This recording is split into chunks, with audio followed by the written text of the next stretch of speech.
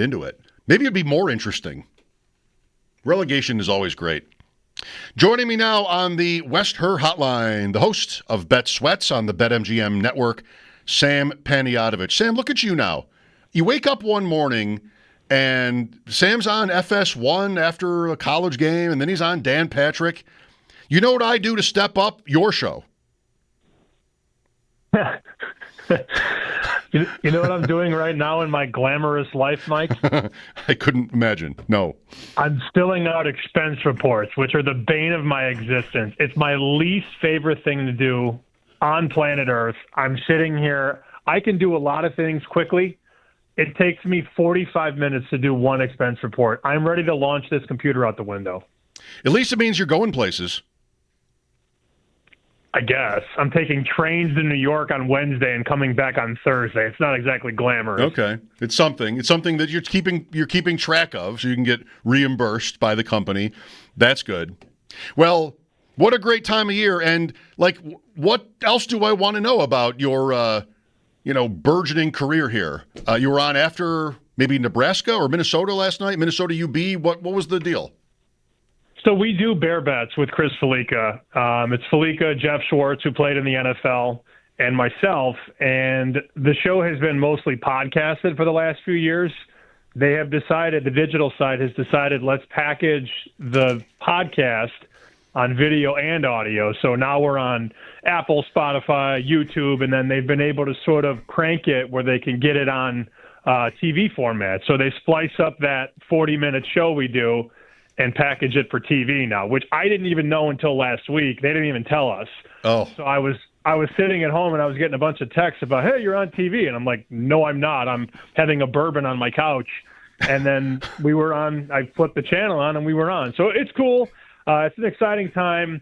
I love my weeks, and I always have time for Schopp and the Bulldog. I will say, though, everybody likes me until I give a bad weekend. Then everybody hates me. So it's a very polarizing time for me. Yes, I'm sure that's right.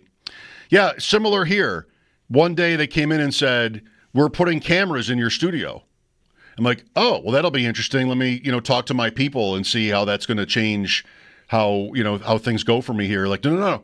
You misheard me. We're putting cameras in your studio.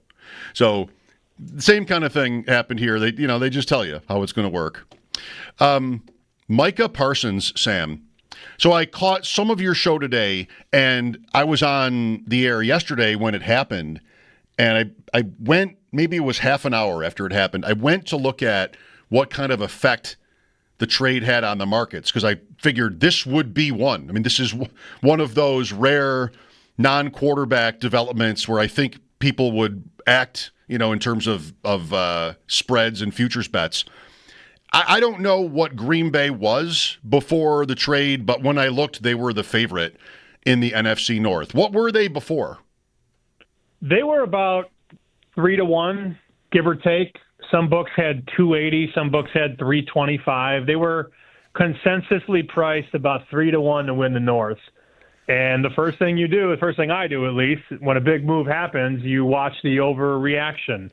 And think about this. If you're a sportsbook director and the news hits the ticker, well, actually it hits Twitter first now, then it hits the ticker on TV maybe 5-10 minutes later. But Twitter and X, so immediate. So that comes out, Adam Schefter puts the tweet out, and then people just log into their app and bet the Packers. So if you're in a sports book and you're, say you're eating lunch and then all of a sudden you just get bombarded with Packers bets, you flip out of your chair and you shut the market off because something's up. And if you're not aware, you have to get up to speed. So the first book was actually BetMGM. They went from 3-1 to plus 170. Green Bay's now favored to win the North. And then every other book sort of got to the same number. One book has it even lower in Vegas, like plus 150, plus 155. But Micah Parsons has single-handedly made the Green Bay Packers the favorite to win the division and the co-second favorite to win the NFC. Seems a little much, doesn't it? So, line one is Philly. Okay, I'm there. And then line two has Detroit and Green Bay. Does that even sound right when I say that out loud? I guess so. I mean, I think the game is determining whether it's a reaction or an overreaction. And I can appreciate how you're laying it out, that right away. The slappies, let me put it that way, Sam. In thinking back to my fantasy life here, the slappies are just going to run to the window and bet the Packers. But you're saying maybe it's not necessarily right to do that? I mean, isn't the point here to get good value? That's the debate. If they win the division, you still have a good bet, but I don't think you have a great number. But that's sort of the bugaboo. That's the internal debate we have with ourselves. How much value are we willing to walk out the door and still be okay to bet it? You know, like it kind of changes. It's a moving target because this time last year, I remember being on this show and we were talking about Travis Hunter to win the Heisman, and he was 50-1 in the summer. He was 30-1 by week 1. And then throughout the season, he just kept getting knocked down, 20-1, 12-1, 8-1. And I remember telling you guys I would still bet this at 8-1. Then he goes down to 4-1, 250, and then he's minus money at the end of the season. You know, it's all relative. I'm not betting Green Bay personally, I'll tell you that. I think it's different in a Heisman market when you can still get, like Jaden Daniels 2 years ago was 30-1, then he was 25, then he was 18. And if you got a bad number, and I'm using air quotes around bad number, you still got a good number. You still got 18-1, and then he ends up winning the Heisman. Not betting the Packers, though. Is it weird that I just want to load up on Dak Prescott's stats now? Like, I'm looking at this in such a different way. I know the Cowboys are worse, but that means they're going to throw the ball more. And you look at his passing prop, it's moved a little bit, but not much. It's 38.75 at BetMGM. FanDuel has 39.50. Obviously, go over the little number. 38.75 is nothing in the NFL. And if he stays on the field, we know what Dak can do. I think he could throw the ball like 600 times this year, Mike. Yeah. And you have some of his stats. Here are some of his stats. His best years in the NFL, 49.02, 45-16, 44-49. This is a low number if he stays healthy. All he needs is 3,876 yards. You have CeeDee Lamb. You have George Pickens. You probably aren't going to run the ball, and you're going to be losing in a lot of games. He'd have that. I'm not even looking at Green Bay. I'm looking at Prescott. He'd have that number every year if he didn't get hurt. Those other 2 years, like every year for the last 7, he would be able to clear that bar. I guess I feel like my MVP bet on him is probably dead, though.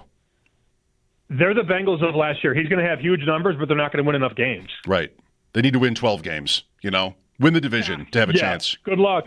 Good luck. Good luck. Yeah, I liked this idea I think we've talked about it too, even though you and I haven't been here together in like a month.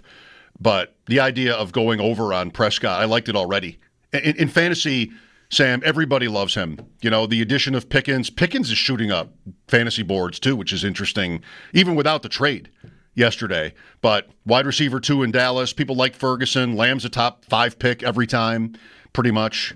So I think most fantasy players are already into this, and this just only helps the trade. Which is funny because my wife, I told the story on the show this week. My wife was doing a fantasy draft. Yeah. And she's like, I don't know about Dak. The Cowboys stink. I'm like, that's the point. They're supposed to stink, and they're going to pass more. That's how you got to think about it. And she goes, oh, I see what you're saying. There we go, babe. Get here. This is why Chase, well, it's not really why. It's part of why Chase always goes 101. Because people think the Bengals defense is bad, and as good as he is, he has that, so-called advantage to it. So Chase Higgins Burrow stacks are pretty easy and definitely prevalent. I didn't see the line move for Thursday night, though.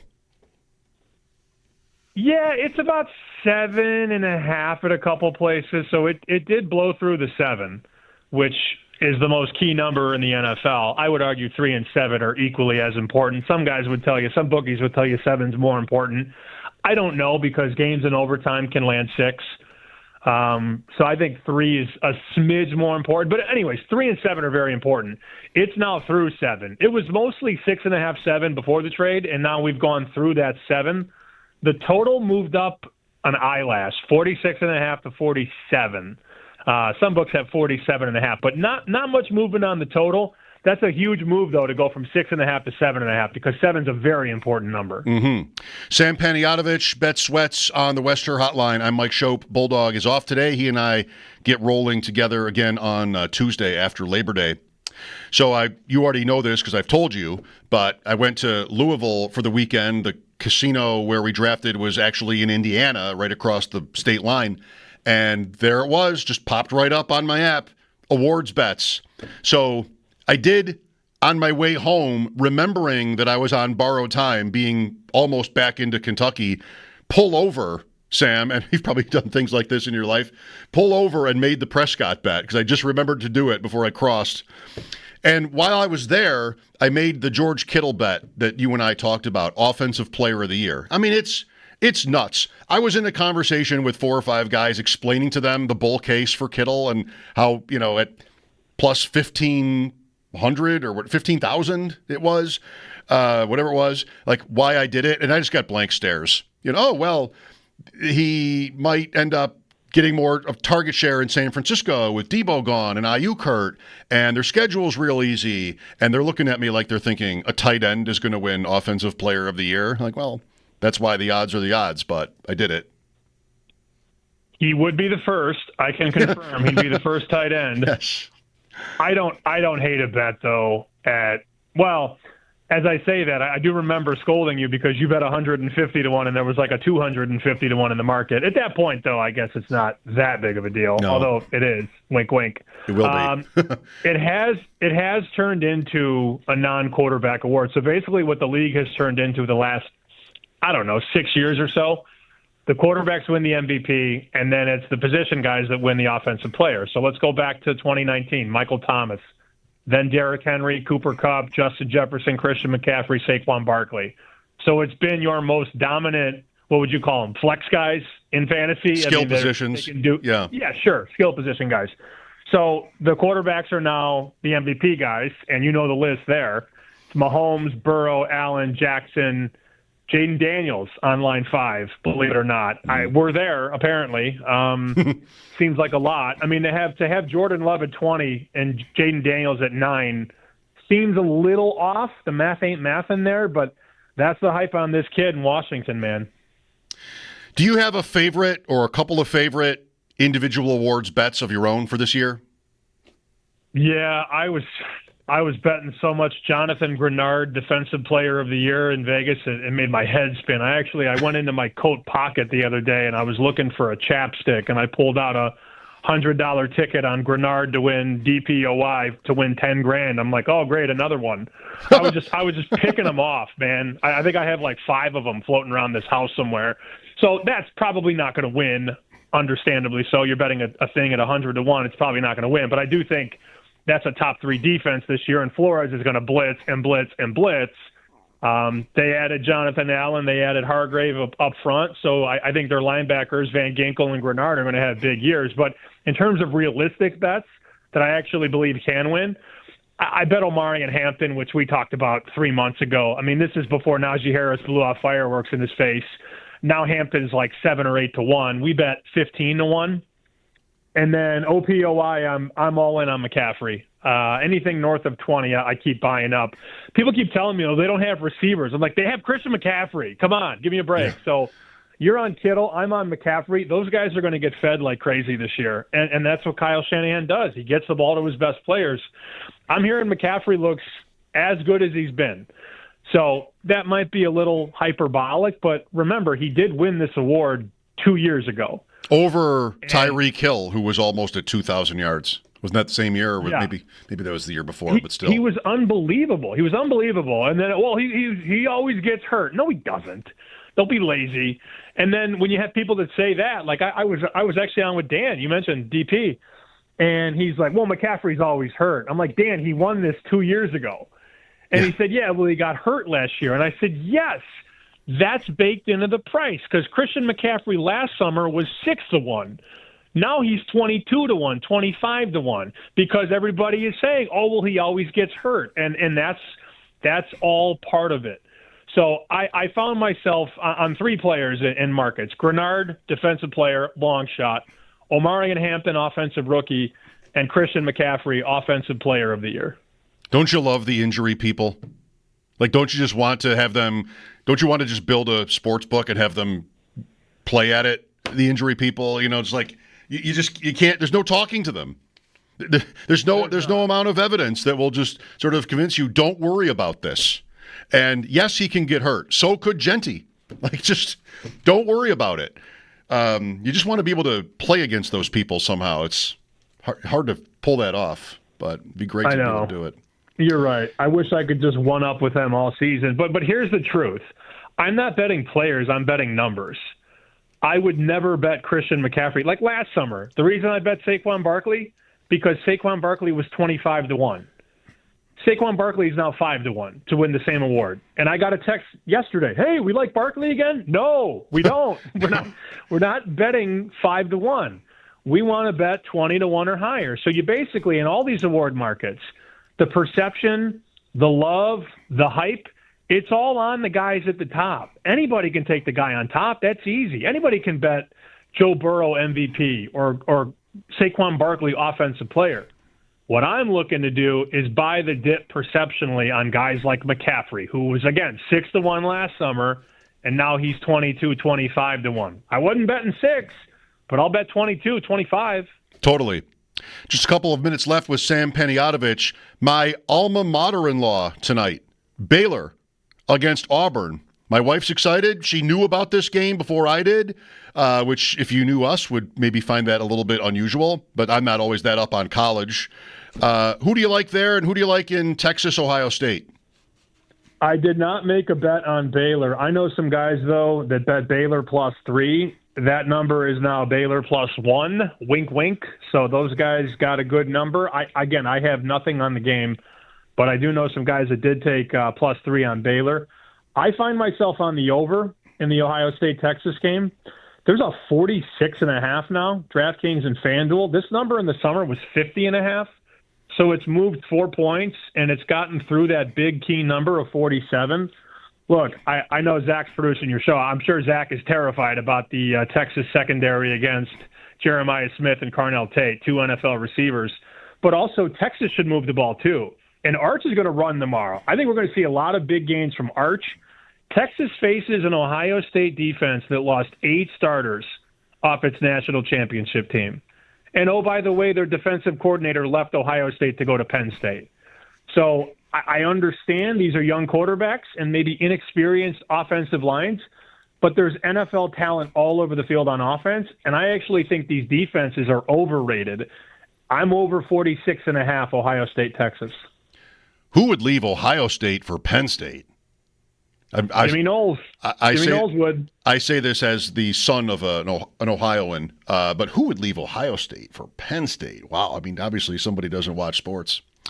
One of my many fantasy teams, sort of bragging yesterday, Sam and Joe were asking me about fantasy, how many leagues is it? And I said the thing, and Joe referred to it later when you guys were talking about this, how, no. Most of them are best ball. You don't have to do anything, fine. But right after I said that, so why it's sort of easy is the slow drafts you enter are 8-hour clocks. And all I have to do is 2 or 3 times a day, like just sort of check in, make a few picks, and then move on. But yesterday they moved those to 1-hour clocks because the season is next week. And Sam, I mean, like, it's life on the wire now. Last night I was drafting, and every time I looked at my phone, I was on the clock in 4 more, and it's like 20 minutes left. So I was a little too cocky there because right now it's the pressure cooker. I envision you. I don't know if there's any Spider-Man fans listening right now. I picture you're just like Doc Octopus with like 8 different arms, playing all these different phones, drafting all these different teams.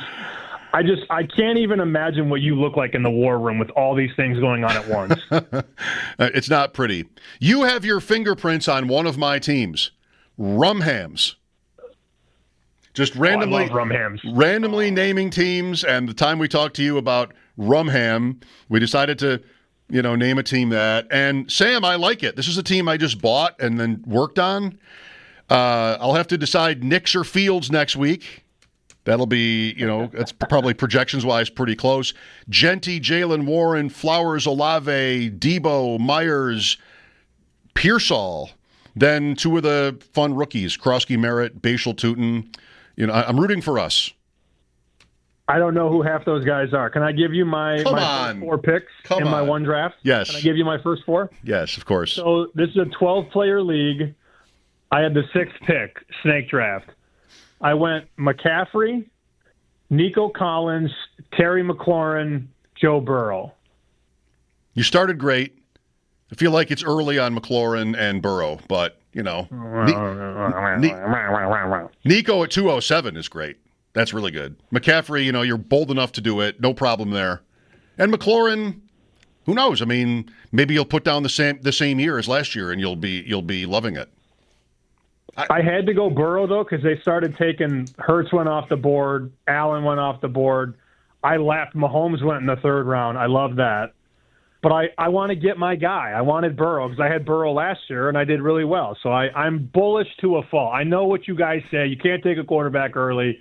If it wasn't going to be Burrow, though, I wouldn't have taken a quarterback until like the 10th round. No, that could have been good too. But you know your stuff. You do know who these players are too. Don't even try me on that. You don't know who Chris Olave is. All right. I know Olave. You started saying Tootin or Putin or whatever you were saying. I have no idea. That's fair. All right, Sam. Thanks for today. Enjoy your Labor Day weekend, and we'll talk next week. I have to give you a best bet. I gave Bulldog Kansas last week. That one won. I love Miami on Sunday night, plus 2.5 against the Irish. Is that right? Okay. Yeah. Oh, yeah. Yep. Are they at home? South Beach, baby. Get ready. All right. Miami it is. Thanks, Sam. See you. Sam Panayotovich, Bet Sweats, weekday mornings 9 to noon on the BetMGM network. They do 10 to 11 live on Twitter now, and you can also always find their show like I do on YouTube. Next, Matt Waldman. Mike Schopp here, WGR.